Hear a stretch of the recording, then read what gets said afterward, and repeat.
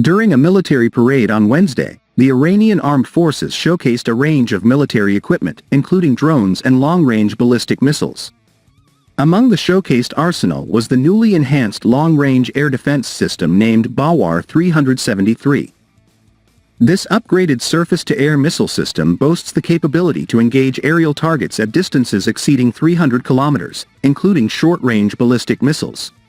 The modernized complex features the latest iteration of the solid-fueled surface-to-air missile, Sayyad 4B, enhancing its interception capabilities.